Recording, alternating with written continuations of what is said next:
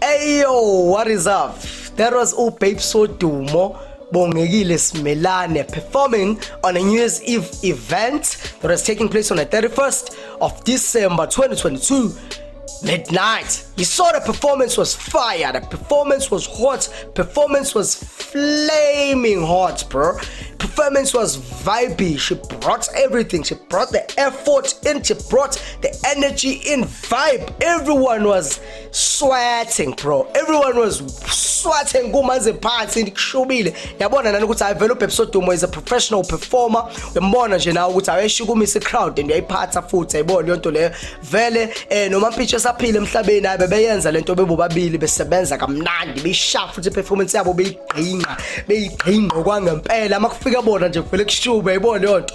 So ke yeah, ingakho nje beperforma ke lapha yana, but ke njengoba nibona nje ama video aya trend, they trending all over social media, internet, everywhere they trending. Abantu bathi they having different opinions. Angithi niyazi ukuthi BABES WODUMO just lost her husband uMampintsha, igama lakhe langempela kuMandla Maphumulo, right? Sema sonke uMampintsha uNtswempu, umjito uNtswempu, umjito ne vibe, umjito hleze happy, uyayibona lento leyo siluze kakhulu nje bafowethu. Ngisengathi umphefumulo wakho ungalala ngokuthula. Rest in peace Mampintsha, siyakuthanda soqhubeka sohlala futhi sikuthanda njalo, uyayibona lento leyo. So ke manje nibonile ke lana abantu they having different opinions. Bethe yibo BABES WODUMO akapheli ngisho nensuku ezintathu kudlulile indoda yakhe emhlabeni, you know. So ke manje useyasebenza futhi useyaperforma, but abantu ayingeke, she should be mourning, she should be sitting there on a mattress ehlele laphana emonisha, you know, ezilile ezila hlale phansi, you know, kuze kuphelele mhlawumbe amasonto noma izinyanga engasebenzi ngenzilutho. But also abanye abantu bathi ayingeke phela BABES WODUMO banengane encane benoMampintsha yabona khona usponge. So ke manje if ehleli phansi imali uzoyenza kanjani, and if engayenzi imali usponge yena uzokhula kanjani? Angithi nayibona lento leyo. So ke manje abantu banemibono ehlukene nje about this issue or about this topic esetafuleni njengamanje. So before we go further, we're going to try ukuthi si check lapha ama comments from different people ku social media. Sizodonsa lapha just at princess914 on Twitter. Also Jess yena, although I commend BABES for her strength, but I still think it's too early. She needs to deal with the loss. Distracting herself from the pain will result in her crashing. She really doesn't have to rush the process. Grieving takes time. Alright, so siyamuzwa uJess laphayana, uJess uzulana noBABES WODUMO kodwa futhi akacabanga ukuthi she must be performing or she should be performing at the moment. She thinks no, she should be resting and mourning, you know, and grieving, just staying at home, sitting at home. Yabona nje akazithole kahle, apholisa umqondo, apholisa umoya, apholisa inhliziyo, yabona lonto la apholisa amanxeba babe grandi, mase ke hlapha abuye ke emva kwesikhathi, hlapha emva kenyanga noma inyanga, yabona lonto le. So that's what just thinks, right? So we're gonna go straight to ulokhuzana uMevosthe. uMevosthe, she's free now to do whatever she wants now that her abuser rests. Her performance is such a statement.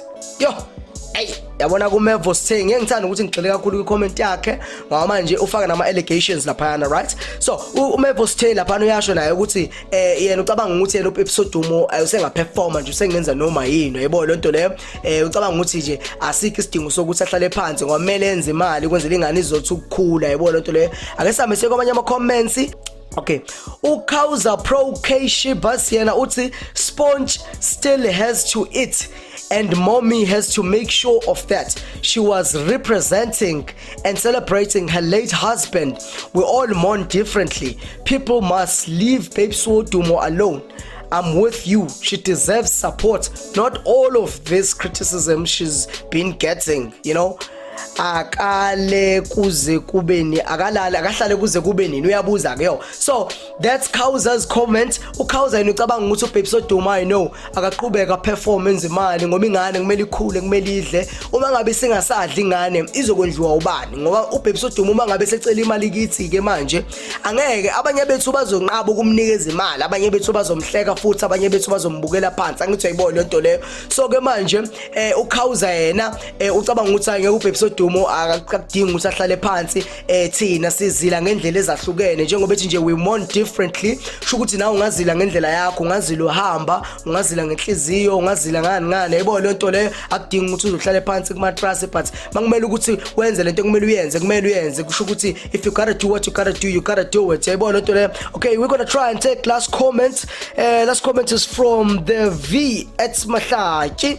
Uthi yena if she's up to it she can continue working because there's a kid here and will only rest when her body and mental state detects to her, and may it helps even in avoiding to be alone after all is said and done. So that is a comment from uV at Mahlachi, right? So now Mahlachi ucabanga ukuthi uBabes WODUMO should continue performing as long as she's still able and she's still feeling like it, you know. But mangabe secabanga sebona no futhi ukuthi ayingeke ngisekho right manje, she must rest. Yabona masebona ayingeke, yabona manje ya ne okay fine, umoya wami mhlawumbe sowunjani sowuphazamisekile noma sowuphansi noma mhlawumbe inhliziyo yami ayivumi noma ini umzimba uvume, yabo lento leyo uthi yena ngaziphoqa but nje aphumuleke mase kufika isikhathi sokuthi aphumule. Angithi yayibona. So guys, there's so many people that have commented about this, so we're just gonna take those few comments.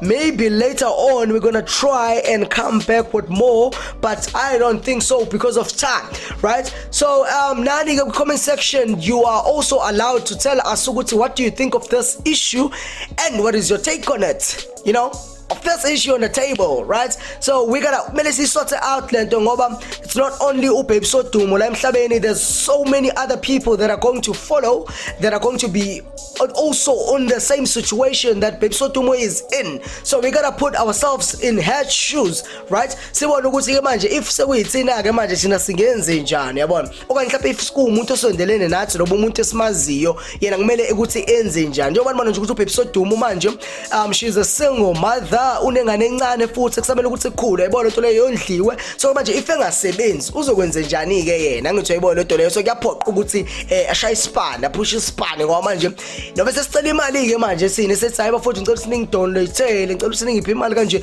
Siqala imibuzo lana eminingi, nemibuzo ecasulayo, nemibuzo ewrong futhi. Kuthi hayibo soyiqedile imali endoda, hayibo iphi imali wara hayibo afena idla kabi imali yonke lento le, hayibo angithi niyayibona leyo nto. So ke manje sengiqanda yamhlukumeza ekubeni nina futhi ebenimgxeka nithi hayibo angaperform, but angisho ukuthi ekhono wrong ekhono right, imibono nje yonke vele yamukelekile, yabona. At the end of the day uyena vele umuntu esikhuluma ngaye nje manje noma usingaye uBabes WODUMO ozozithathela isinqumo, but thina nje ukuthi sithi fahla lapho nalapho nemibono yethu engatheni, yayibona lento le. But yena usengaweya, uyayibona lento le. Kuthiwa ngesingisi take ilokhuzana umbono noma opinion into consideration, don't take it as it is, yayibona lento le. Uzama ukuthi if this one uyibona ucheck uzoqala uziqhathanisa uwaway ukuthi ayingeke, yabona le ayingeke ngihambelane nayo, yabona le ngeke izingisize la kule nkinga le, yabona angithi yabona lento le. So bafowethu, that's how life it is. Thank you so much for tuning in on Mongameli TV, Mongameli Show. My name is Mongameli M. You can check me out on social media. Everywhere my handle is Mongameli_M. uThingo at Mongameli_M. Yonkendau. You're gonna find me there. Thank you so much. Please make sure that you stay tuned every day. Sizozama ukuthi sini-update ngezinto ezenzakalayo everywhere, all over the world. All over the world. Nikhulume nathi ke kuma comment section. Thank you so much. Bye.